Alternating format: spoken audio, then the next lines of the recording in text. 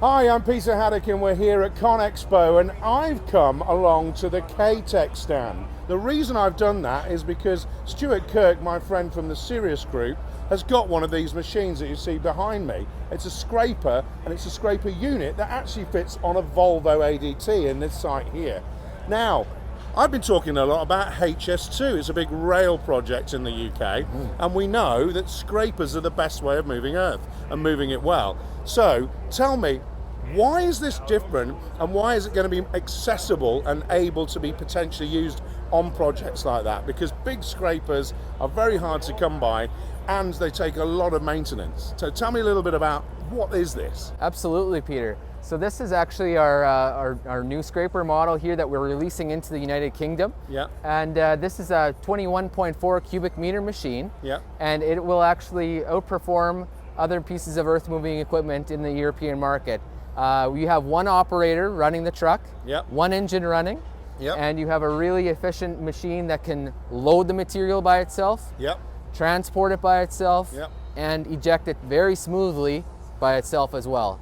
Which is fantastic. So when we're talking about capacity here, and when we're talking about how much you can work in an hour or in a day, what are we looking at in comparison to the traditional dig it, chuck it into the back of an ADT skip? What are we looking at? Yeah, so the whole goal about our scrapers is the fast cycle times. Yeah. So you want to be loading very quickly, between 30 and 45 seconds for a full bowl. Right. And then you want to transport as fast as you can. With the Volvo truck, you can go up to 35 miles per hour. Okay. And it works really well, and then you can smoothly eject it. Then you can quickly go back to the start of the cycle and go again. So you get really fast cycle times. Quick maneuverability with this setup here. You see the gooseneck hitch, and you can really turn around tightly with the turning radius. And so when you're looking at big projects like HS2 with this, you're going to be able to move them up very, very quickly and then spread it out into an area. But also, you know, I'm really keen on understanding some of the sustainability criteria around the different fleet mixes, because, you know, we're talking about fuel burn here. Yes, yeah. We're talking about cost per ton moved. Yes, yeah. And so how does this compare again with that kind of philosophy of fuel burn, of the environment, sustainability, and actually doing the job and getting the productivity out? Absolutely. So this machine here is designed for fuel efficiency. Yeah. You have the one engine running instead of the possible two engines with the larger traditional motor scrapers. Yeah. So that is a huge benefit for this machine. And the nice setup with the Volvo trucks here as well is the contractors can use their existing earth moving trucks, pop the box off, Right. and you can basically 100% reversible install our hitch system, Yep. which nicely integrates with our scraper. If you're done with the project and need to haul rock, you can remove the hitch and put the box back on and do some rock hauling if you'd like to. So a lot of versatility with our solution here. So the box, folks, is American, obviously, for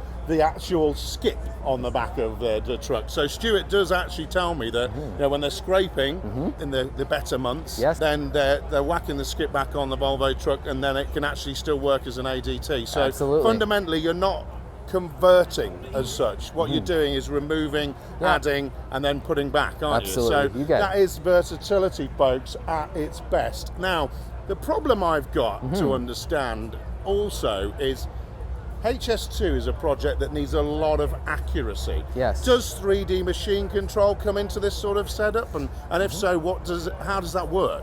Absolutely. So we have a joystick controller inside the cab of the unit, and we are also TopCon and Trimble ready from the factory. Right. So right now you see on the system right here we have a Trimble mast on there, Right GPS there, mast, yep. and so that is something that you can do. Take it from start of the job to finish and know exactly how much material you need to move in each area of that job site. So that's fundamentally going to actually give the data that the main contractor needs to say that the earth has been moved, you've reached the target grade. Exactly. And also it's going to show the operator where the passes are in the future and where they should be moving on to next. So that's ideal, folks. Scrapers shouldn't really be out of the mix as far as I'm concerned in HS2. We should be looking at all these different solutions and actually looking at how they can move the earth in the different sections, because there's very different sections to the whole project. So Shane, thanks very much for spending some time with me here in the sunny Las Vegas. Probably going to get sunburnt now. And hopefully we'll see more of these scrapers in the UK, and if we do, I'd like to see them. Absolutely. You know, we just actually signed on our new European distributor, SMTGB. Oh, right. And okay. they have been excellent with pushing our product out there, so it'll make it even more accessible in the European market, as well as our container ability of our machines. Some of them we can bolt apart and actually fit inside a container and ship overseas for more affordability. So something that your customers would definitely want to look into. Well, it's goodbye from scraping heaven here at Conexpo, and thanks very much, Shane. Thank you very much. Cheers.